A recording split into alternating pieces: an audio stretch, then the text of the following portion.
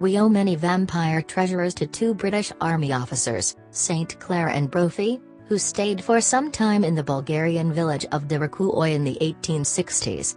They tell of how, one year, their young local servant Theodore, as the son of a noted vampire, was doing penance during this present Lent by neither smoking, nor drinking wine nor spirits, in order to expiate the sins of his father, in order to prevent himself inheriting the propensity.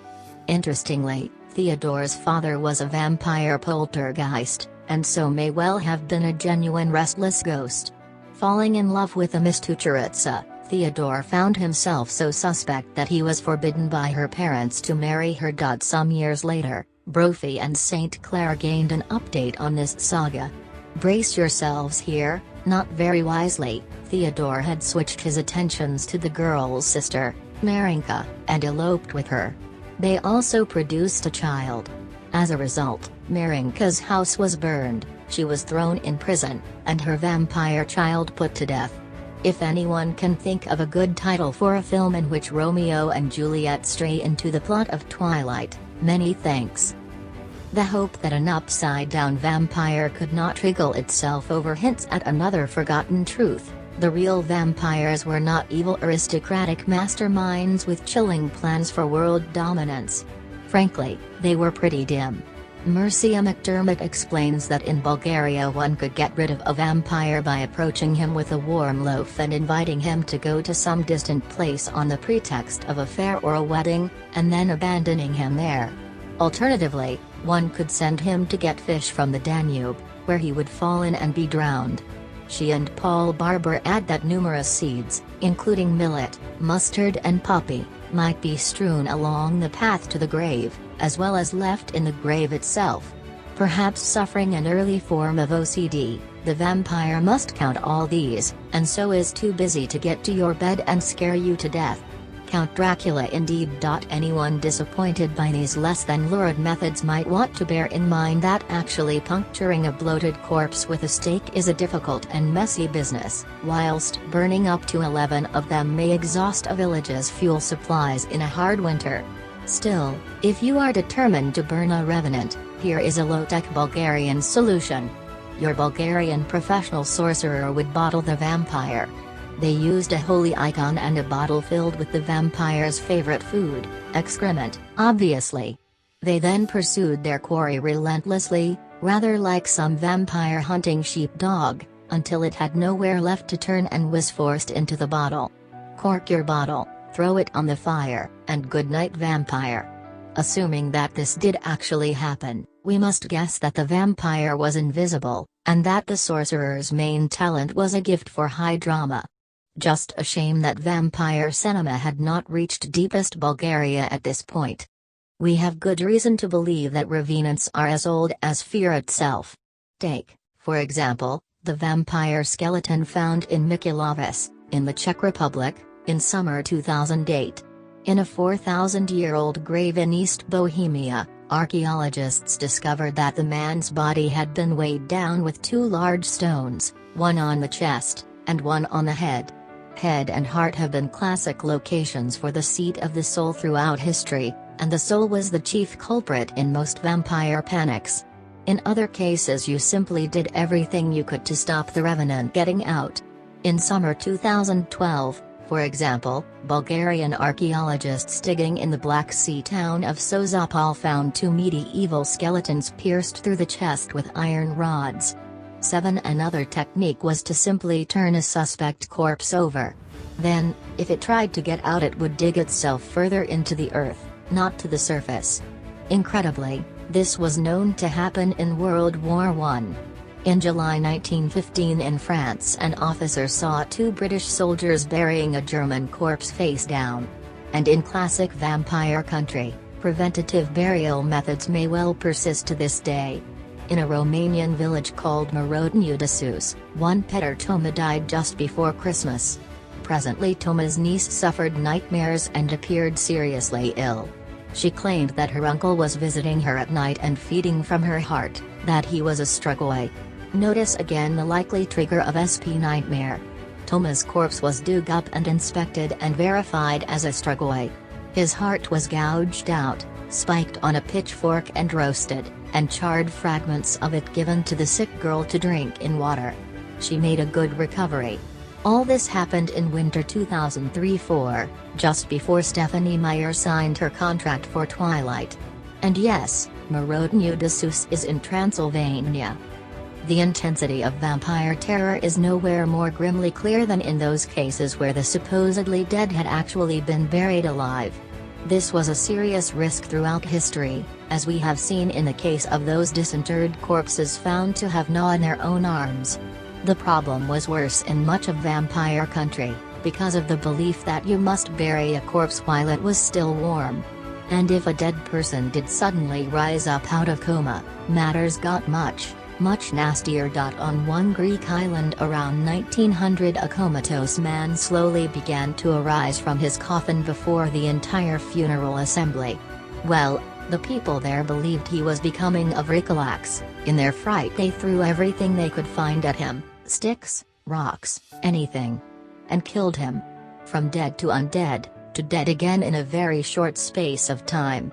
But this was nothing to what could happen in Russia at the end of the 19th century. If you woke in your coffin in Russian vampire country, the best case scenario when you hammered on the lid was for the hysterical grave diggers to pile on the earth double speed and leave you there. But in a village called Sorovsky in 1890, a man actually got out and fled into a woman's house. Minutes later he had been seized by the horrified villagers, who had flung him down outside and hammered aspen stakes through his body. It was left there all day, until the ritual hour of sunset, when it was thrown into a bog. Given how terrifying sleep paralysis nightmares can be to modern rationalists, we can understand the wild hysteria they provoked in vampire country. In such circumstances, vampire attacks were as good an explanation as any for an utterly bewildering phenomenon. By contrast with, for example, modern America, back there you told everyone about the nocturnal assaults, and got plenty of support. Unfortunately, because everyone soon knew of the vampire, a kind of electric terror snaked through the village, and soon more people were having nightmares, and everyone hearing of those, and so. And in some cases this wild terror seems to have involved a poltergeist. It took me a long time to get my head around these, but they really do exist.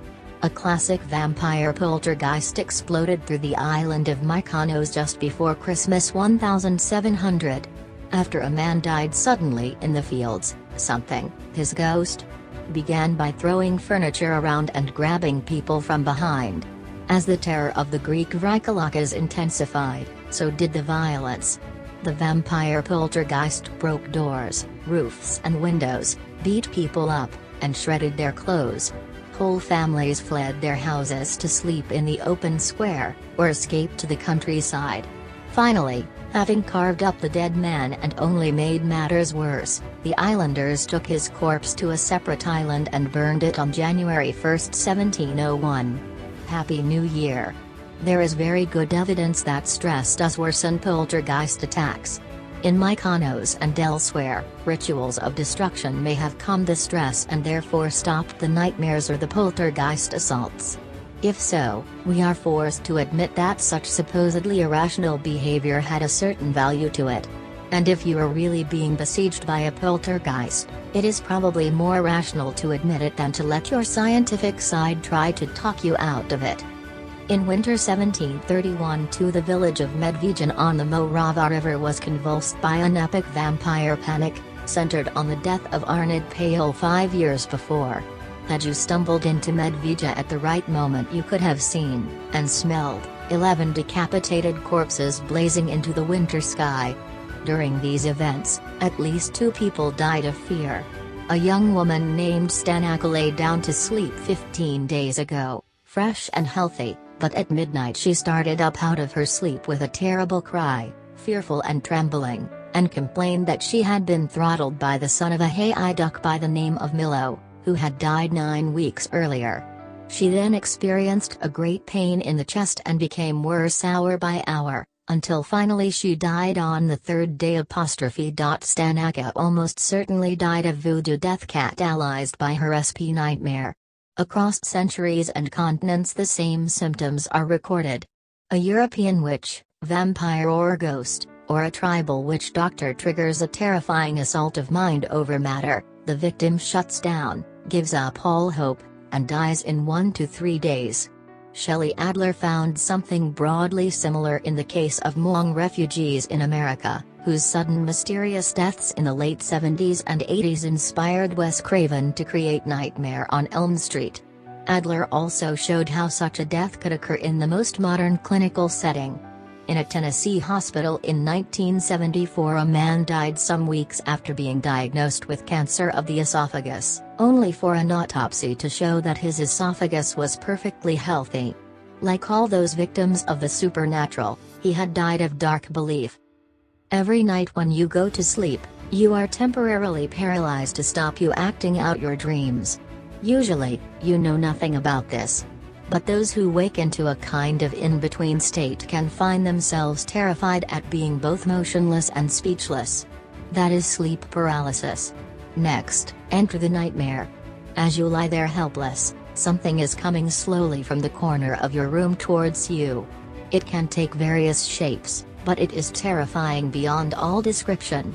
It gets on the bed, onto your chest. A feeling of tremendous weight and suffocation may now overwhelm you, sometimes combined with the sense that this demon is sucking the life from you. Estimating that between 5 to 20% of people have experienced sleep paralysis and nightmare together, the scholar Owen Davis cites a soldier who fought for 13 consecutive months in frontline Korea. This man said of his single nightmare attack in 1964, "Never, before or since, have I experienced the fear of that night." To make this attack slightly less terrifying, the victim's brain imposes on the entity a familiar cultural stereotype. So it is that SP nightmares have yielded 3 demons across time and space: the witch, the vampire, and the alien abductor. In the most scientific and affluent countries in the world, SP victims have often been surprisingly bewildered, lonely or misunderstood. Although this situation has changed since I began researching the topic 10 years ago, medical science has not banished the nightmare, and may indeed not yet have understood it. The real vampires look like ordinary shabby dead peasants. Far from being stylishly gaunt and chiseled, they were often downright fat. Summers tells of one British revenant from Alnwick being of frightful corpulence, whilst Greek vampires could be round like a full sack with skin stretched like the parchment of a drum. This was again due to corpse gases, though what mattered most to terrified onlookers was the impression that the body was failing to decompose. Far from pale, such corpses might be dark blue or black, again due to the chemistry of death. In countries where vampires did drink blood, a corpse with reddened skin was especially horrifying, as this indeed indicated that it was feeding on the living. Just to make its appearance still more confusing, for those who truly feared them, vampires could take almost any shape whatsoever. Bats are not very common, but we hear of sinister dogs, cats, hares, pigs, weasels, birds and reptiles. At the vampire burning, any insects or birds or snakes rushing out of the flaming fire would be forced back, lest this was the vampire seeking to escape in another form. In Romania just around a century ago, explains Agnes Murgisi, your low-tech vampire staking for the squeamish simply involved pinning a moth to the wall, just to be on the safe side. There were 2 kinds of logic beneath this bewildering array of shapes. One was that the devil was above all a deceiver, a master of disguise, taking myriad bodies since that fatal serpent first shimmied up to Adam and Eve. The other was that, when you really believed in vampires, you didn't always need anything extraordinary to convince you. It was not so much a case of seeing is believing as believing is seeing. For a very long time, vampires were as common in Greece as in Romania. And although they scared Greeks out of their minds, they were quite able to walk about in full Greek sunlight. As any Greek could tell you, the only time vampires were compelled to remain in their coffins was between the hours of Vespers on Saturday and the end of the liturgy on the Sunday morning. Typically, what matters in real vampire country is not a physical environment, but a sacred one. For similar reasons, a key cause of vampirism in Greece was excommunication. As for food? One Greek interviewed in the 20th century stated, "No, I never heard of a vampire drinking blood. They might eat your liver or other organs. They might feed on themselves in their graves, or on nearby corpses." In Germany, worshippers at Sunday service were supposed to have heard them smacking their lips as they munched away below. These beliefs could have had various origins. One, grimly, was that people accidentally buried alive could gnaw on their own arms when starving. The sounds of lip smacking relish were possibly corpse gases erupting, reminding us, as Paul Barber showed at length, that the dead are chemically very much alive for some time. Perhaps most of all, they reflect a basic notion that the vampire simply needs to feed on anything, and is not fussy. In fact, much like the zombie, he is not going to ask for a menu or a sommelier before sinking his undead teeth into your veins, flesh or liver. Vampires in Greece and elsewhere might attack cattle, whilst Montague Summers tells of a vampire from the island of Naxos which robbed eggs and poultry. Greek vampires were known to drink the milk of goats, or vegan. One was found to be storing a nutritious picnic of grapes, apples and nuts in his coffin, and on another occasion 6 vampires were seen in a field grazing on green beans. For a very long time, vampires were as common in Greece as in Romania. And although they scared Greeks out of their minds, they were quite able to walk about in full Greek sunlight. As any Greek could tell you, the only time vampires were compelled to remain in their coffins was between the hours of Vespers on Saturday and the end of the liturgy on the Sunday morning. Typically, what matters in real vampire country is not a physical environment, but a sacred one. For similar reasons, a key cause of vampirism in Greece was excommunication. As for food? One Greek interviewed in the 20th century stated, "No, I never heard of a vampire drinking blood. They might eat your liver or other organs. They might feed on themselves in their graves, or on nearby corpses." In Germany, worshippers at Sunday service were supposed to have heard them smacking their lips as they munched away below. These beliefs could have had various origins. One, grimly, was that people accidentally buried alive could gnaw on their own arms when starving. The sounds of lip smacking relish were possibly corpse gases erupting, reminding us, as Paul Barber showed at length, that the dead are chemically very much alive for some time. Perhaps most of all, they reflect a basic notion that the vampire simply needs to feed on anything, and is not fussy. In fact, much like the zombie, he is not going to ask for a menu or a sommelier before sinking his undead teeth into your veins, flesh or liver. Vampires in Greece and elsewhere might attack cattle, whilst Montague Summers tells of a vampire from the island of Naxos which robbed eggs and poultry. Greek vampires were known to drink the milk of goats. Vegan. One was found to be storing a nutritious picnic of grapes, apples and nuts in his coffin, and on another occasion 6 vampires were seen in a field grazing on green beans.